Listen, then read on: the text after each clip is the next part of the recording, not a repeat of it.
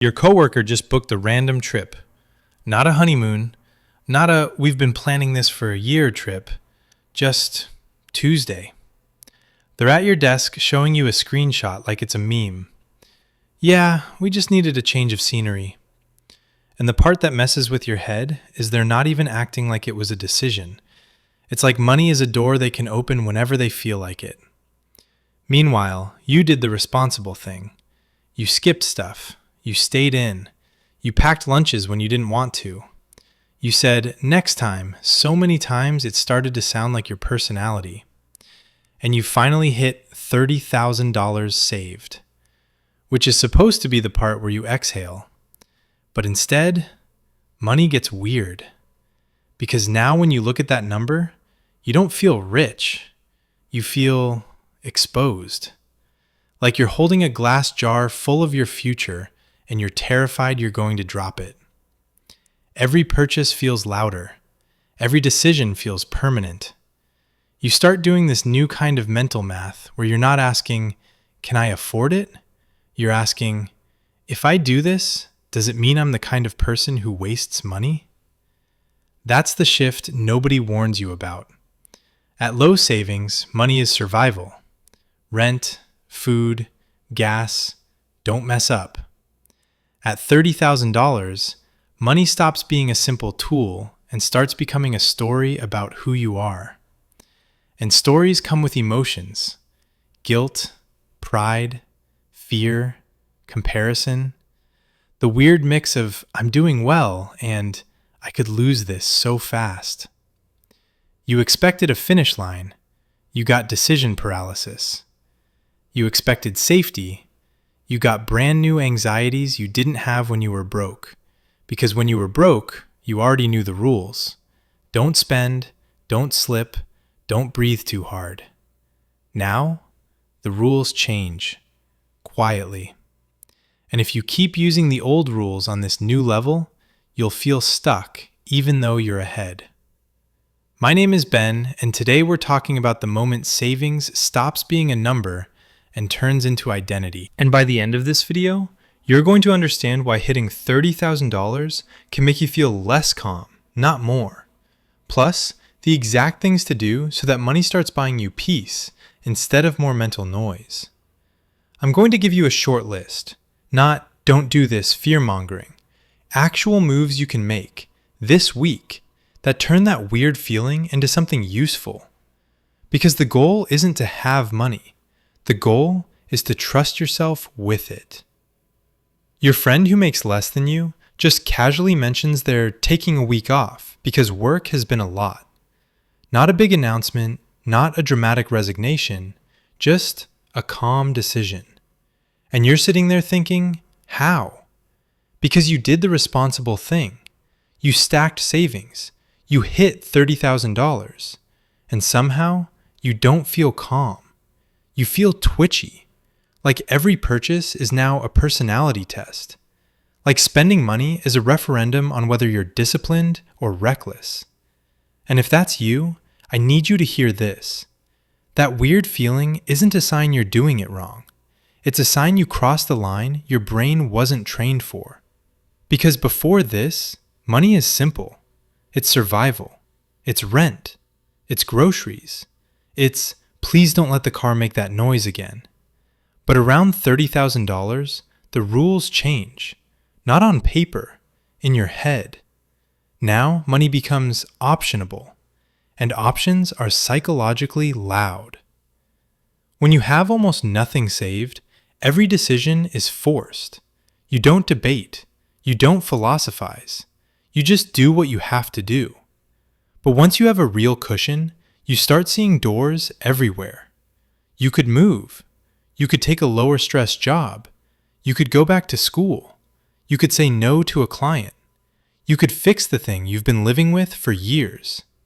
And that sounds like freedom, until you realize every door you can open is also a door you can open at the wrong time.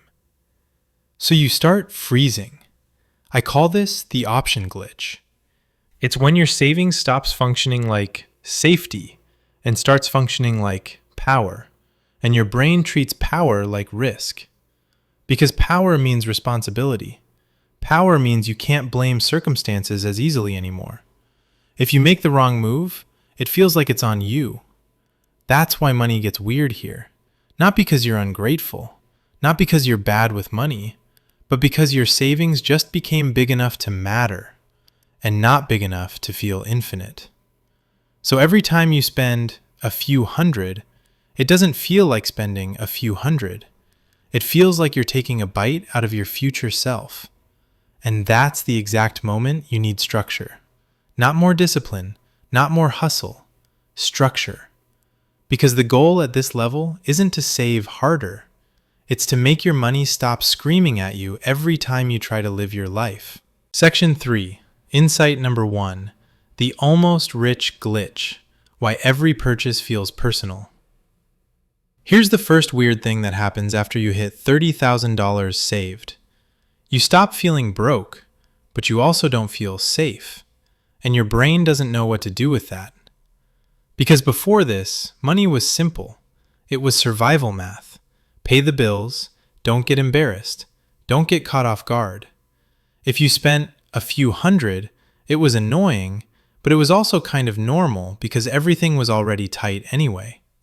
Now you have a pile that can actually change your life, which means every decision starts feeling permanent. I call this the almost rich glitch. It's when your savings is finally big enough to create options, move, quit, start over, say no, but not big enough to feel like you can't mess it up. So your brain starts treating regular spending like it's coming out of your identity, not your wallet, your identity. Like, you're not buying concert tickets anymore, you're the kind of person who wastes money. You're not paying for convenience anymore, you're the kind of person who doesn't take this seriously. And that's why money gets weird at this level. Because you're not just managing cash flow, you're managing meaning. And it gets worse because the people around you don't see the mental shift. Your coworker can drop $3,000 on a trip and laugh about it because their brain has already decided money is for experiences. That's their story, so spending fits the story. But you've built your story around being responsible, being stable, being the one who has it together. So when you spend, it doesn't feel like a purchase. It feels like betrayal. And once spending feels like betrayal, you don't need a budget problem to spiral. You just need one random expense, one treat yourself moment, one week where life is a little messy. And suddenly, you're staring at your savings like it's a scoreboard. Up means you're winning. Down means you're failing, even if you're still doing great. So insight number 1 is this. The weirdness isn't because you saved a lot. It's because you crossed the line where money stops being a tool and starts being a mirror. And if you don't give that mirror a frame, some structure, some labels, some rules, you'll keep doing the same exhausting thing. Overthinking small purchases, then making one emotional big purchase, then punishing yourself for it.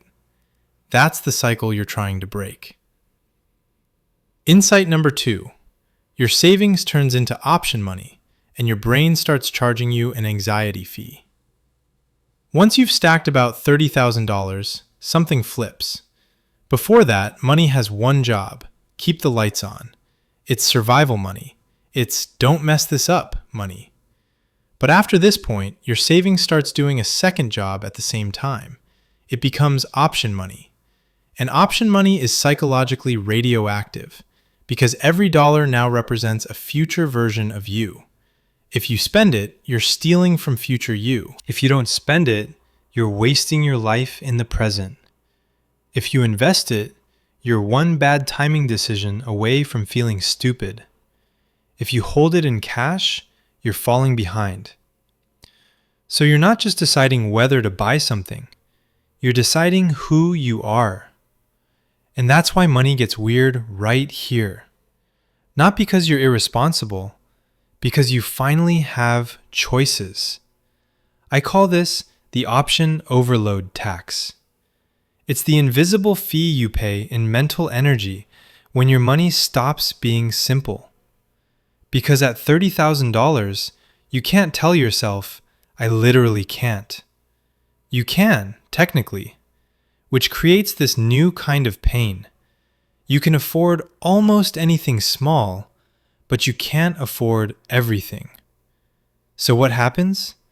You start treating normal purchases like moral decisions. You'll stand there debating a few $100s for something that would make your week easier, because your brain immediately goes, yeah, but that could also be part of the move fund, or the quit your job fund, or the fix your car without panic fund. And the purchase isn't the problem. It's the fact that your savings is now wearing 10 costumes, and you're trying to have a conversation with all 10 at once. This is also where people start doing that thing where they feel broke with money in the bank. Because the money isn't available in your head. It's already assigned to imaginary emergencies and imaginary opportunities. So the fix isn't to be more disciplined. The fix is to stop making your savings represent your entire future. Give it fewer identities. Give it clearer roles. Because when money becomes option money, the goal isn't to hoard it, it's to make it stop screaming at you every time you try to live your life. Buy time back on purpose. One recurring relief purchase. When you hit $30,000 saved, there's this moment where your brain does something petty. It stops asking, can I afford this? And starts asking, is this the beginning of me turning into one of those people? So you end up in this weird in-between. You won't spend on the thing that would actually make your life easier, but you'll still leak money on random convenience because you're exhausted. The delivery, the impulse Amazon click, the I deserve it snack run that turns into a whole bag of stuff you didn't plan to buy. And you feel it afterward. Not because the purchase was huge, because it wasn't intentional. It didn't buy you relief. It bought you a mood. Here's what you do instead. You pick one recurring purchase that reliably gives you time back. Not luxury, relief. Something that makes your week feel less sharp around the edges. Maybe it's paying for a cleaning reset once in a while, so you stop spending your Sunday doing chores with resentment in your chest. Maybe it's meal prep help. Anything that turns the nightly, what are we eating argument in your head into an automatic answer. Maybe it's upgrading the one tool you touch every day so the friction disappears. Your commute setup, your desk chair, your headphones, whatever removes that constant low-level annoyance. Because the weird part of having savings is realizing you can afford to keep suffering. That's the upgrade fallacy's quieter cousin.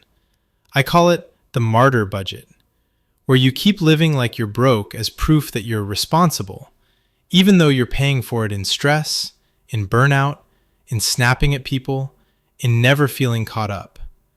And what happens next is predictable. You don't magically become disciplined. You just eventually break. And then you spend a few hundred in a weekend trying to fix a problem that wasn't a money problem in the first place. This is where you start using your savings like an adult uses tools. Not to flex, not to numb out, to remove the repeatable pain point. So here's the rule. If it doesn't create repeatable time, it doesn't count. A one-time dopamine hit is a snack. Time back is a strategy.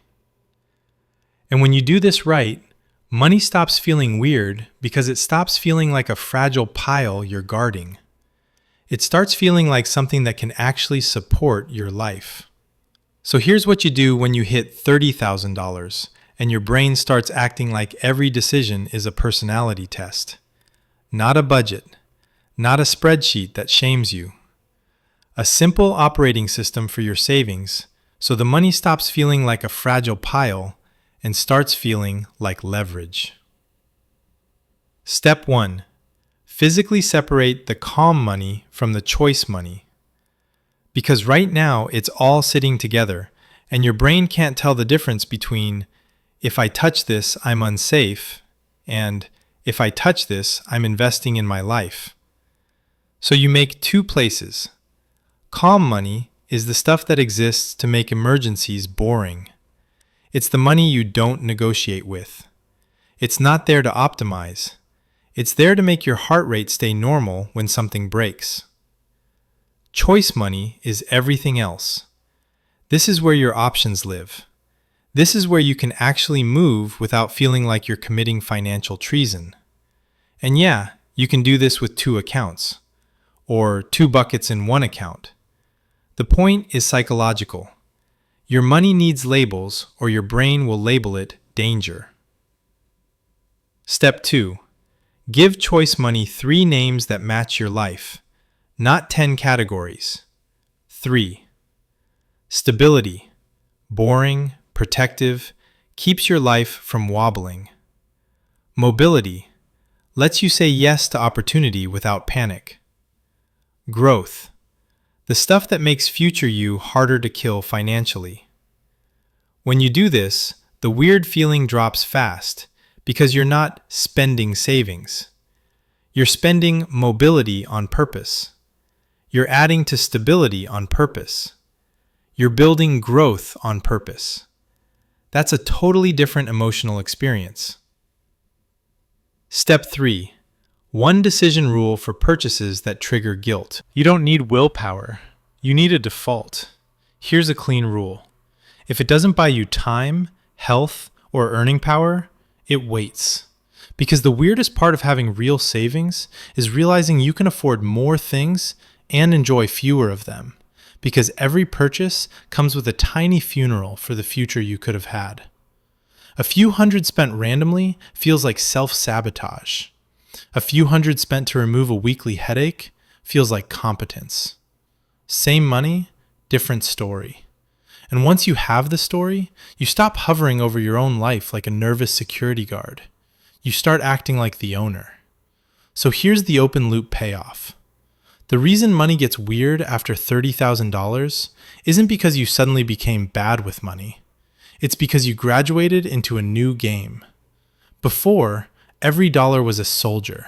It had one job: keep you alive, pay the bill, avoid the overdraft, don't get embarrassed. Now your money is political. Every dollar is a vote for calm, for freedom, for future you, for current you, for the version of you that finally stops white-knuckling life. And when you have options, you also have guilt. You start doing this thing where spending a few hundred feels like you're betraying your potential. Like you just set fire to a door you could have walked through later. That's not you being dramatic. That's your brain realizing the pile isn't just savings anymore. It's leverage. That's why the list mattered. The buffer isn't about being conservative. It's about sleeping.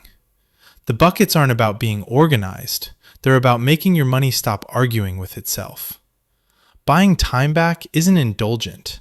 It's you choosing energy over chaos. Adult proofing isn't being responsible. It's choosing fewer emergency days. Rules aren't restrictive. They're how you keep your life from turning into a bunch of expensive impulses. Income insurance is you refusing to be one bad season away from panic. And the identity switch is the moment you stop asking, what should I do with this money? And start asking, who am I allowed to be now? So here's your move. Start with 1, not all 7, 1. Pick the one that would make your next month feel quieter. Then do that today. Because a year from now, you're either going to be the person who owns their options, or you're going to be the person who has options and still feels trapped by them. Your coworker just booked a random trip. Not a honeymoon,